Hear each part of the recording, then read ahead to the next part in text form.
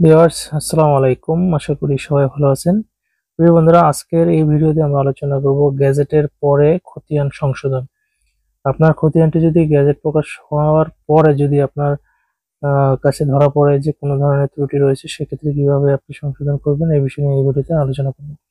তো চলুন বিস্তারিত।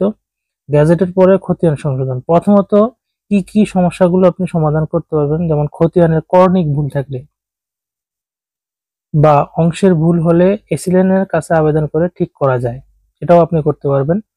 প্রয়োজনীয় কাগজপত্র এবং আবেদনপত্র 20 টাকার কোর্ট ফি দিয়ে আবেদন করতে হবে। যাবতীয় কিছু ঠিক থাকলে তাহলে খতিয়ান সংশোধন হয়ে যাবে। অর্থাৎ আপনার যদি কাগজপত্র ঠিক থাকে, সেক্ষেত্রে 20 টাকা কোর্ট ফি দিয়ে, এগুলো যদি ভুল থাকে সেক্ষেত্রে এটা সংশোধন হয়ে যাবে। আর জমি যদি অন্যের নামে বা অংশ কম হলে সেই মৌজা গ্যাজেটের 1 বছরের মধ্যে ল্যান্ড সার্ভে ট্রাইব্যুনাল, এটা হয়তো আপনারা অনেকে জানেন, গ্যাজেটের হওয়ার আগে একটা সময় দেওয়া হয়, সেখানে 1 বছরের জন্য সময় দেওয়া হয় ল্যান্ড সার্ভে ট্রাইব্যুনালে। সেক্ষেত্রে 1000 টাকা কোর্ট ফি দিয়ে আইনজীবীর মাধ্যমে মামলা করতে হয়।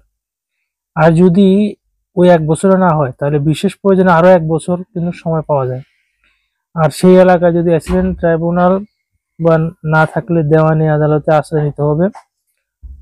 অনেক পুরাতন খতিয়ান হলে এবং মালিকানা থাকলে, জমির দখল থাকলে দেওয়ানি আদালতের সুযোগ ঘোষণামূলক মোকদ্দমা করে প্রতিকার পাওয়া যায়।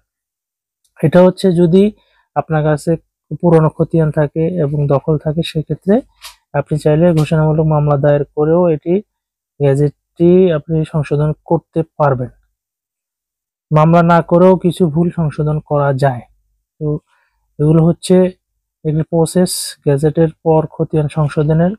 যদি আপনার খতিয়ানটি কোনো ধরনের ত্রুটি থাকে, সেক্ষেত্রে এই প্রসেসের মাধ্যমে আপনি চাইলে খতিয়ানটি সংশোধন করে নিতে পারবেন।